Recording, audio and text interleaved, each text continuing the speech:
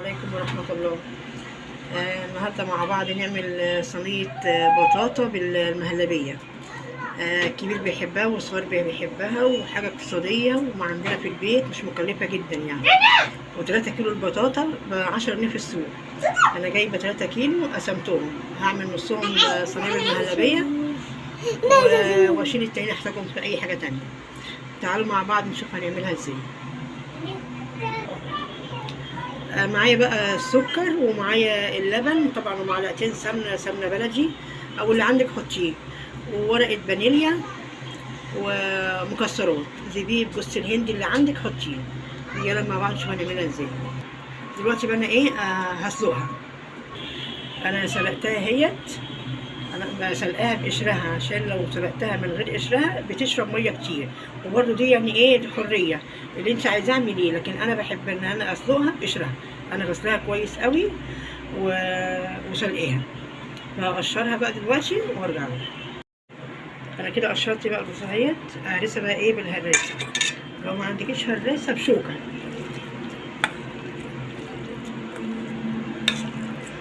هرسها بقى، احط لها معلقتين سكر، احط لها معلقه سمنه بلدي عشان متبقاش تقيله. ما تقليش فيها السمنه قوي عشان متبقاش تقيله. سيرسيها قوي قوي عشان تبقى ناعمه.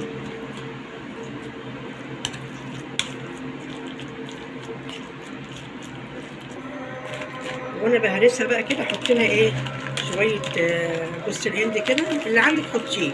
انا اللي عندي لقيت عندي جوز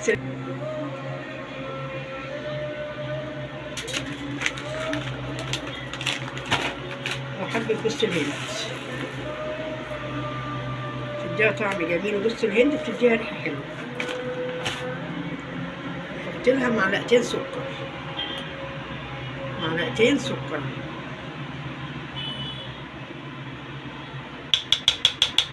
وبرده اهرس فيها.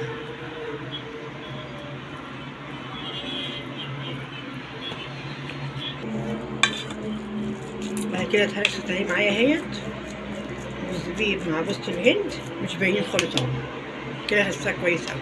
معايا بقى زي ما قلت لكم معلقه سمنه بلدي، هسيحها واحطها عليها.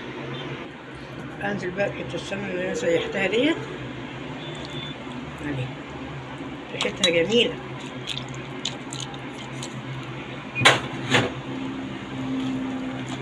وادهن برضه الصينيه ادهنها سمنه. طبعا مولعه الفرن عشان لما اخلصها احطها على الفرن على طول. واخلص بقى ديت واعمل المهلبيه. انا كده بقى هرست البطاطا قوي اهيت بالمكسرات بتاعتها والسمنه. لازم تلف السمنه قوي قوي مع البطاطا، ما تخليش حته ناشفه وحته فيها سمنه، لا لفتها كلها في السمنه. يلا بقى نعمل بقى المهلبيه. المهلبيه بقى انا هعملها معلقه نشا اهي كبيره اهي، معلقه واحده بس نشا مع كوبايه لبن. طبعا كله على البارد اكني بعمل المهلبيه. واحط لها كمان معلقه سكر بودر، واقلب فيها قوي قوي كده على البارد الاول. وبعد كده احطها على البوتاجاز. كوبايه اللبن عليها معلقه سكر، معلقه نشا. افضل كده على البوتاجاز اقلب فيها عشان ما تنكحش مني.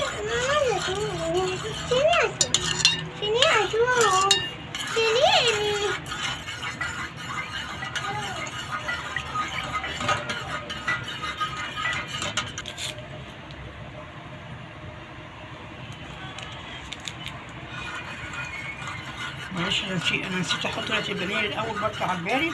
هي لسه ما مش داخله على سوا دلوقتي. احط رشه الفانيليا معايا.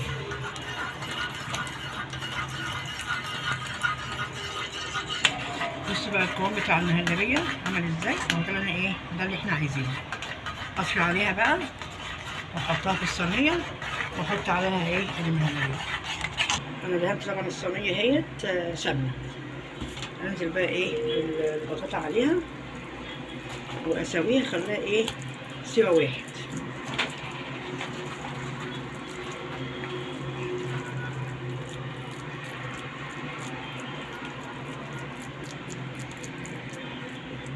عاملة صينية بطاطا مغذية ومش مكلفة، والولاد بيحبوها والكبار بيحبوها.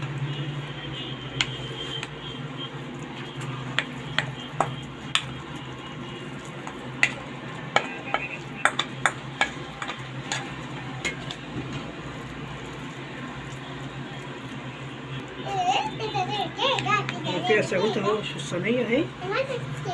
حط بقى عليها المهلبية. بسم الله الرحمن الرحيم. كيكة صح؟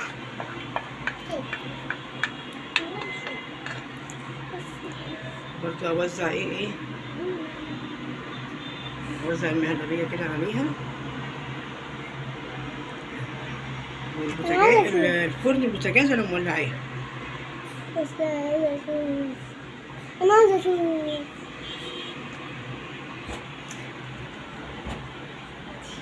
انا اكله. حاسب يا انس. هذا اهو. طب حاسب يا انس. انا اكله. اوعى سخن حبيبي، اوعى سخن. انا عايزة اكله. كده سويتها اهي بالمهلبية. رش عليها رشة بس سكر كده عشان ايه وشها بس ايه يحمر بسرعة. طبعا هي مستوية، المهلبية مستوية والبطاطا ايه مستوية. هتاخد بس لون واطلعها. زي ما قلت لكم يعني حاجة مش مكلفة خالص، كل حاجة عندك في البيت. والبطاطا 3 كيلو ب10 جنيه.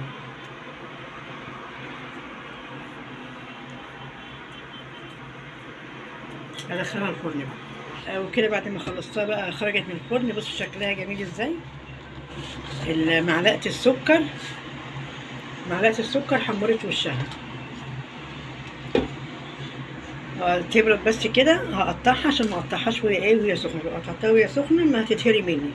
هقطعها بس تبرد كده واقطعها واوريها لكم بقى ايه بعد ما اقطعها. وكده قطعتها اهيت. اما اطلع منها بقى ايه حته منها اوريها لكم. بسم الله الرحمن الرحيم. ده حلوة. شفتوا الجمال؟ الله. شايفه المهلبيه باينه ازاي والبطاطا باينه ازاي؟ الله. حلو يا انس؟ حلو. وانت عملتها من البطاطا؟ عملتها البطاطا. كده الفيديو بتاعنا خلص النهارده. ان شاء الله يا رب يكون عجبكم. طبعا طريقه سهله وحاجه في البيت مش مكلفه خالص وحاجه مغذيه لاولادنا. والف هنا وشفا ليكم. السلام عليكم ورحمه الله وبركاته.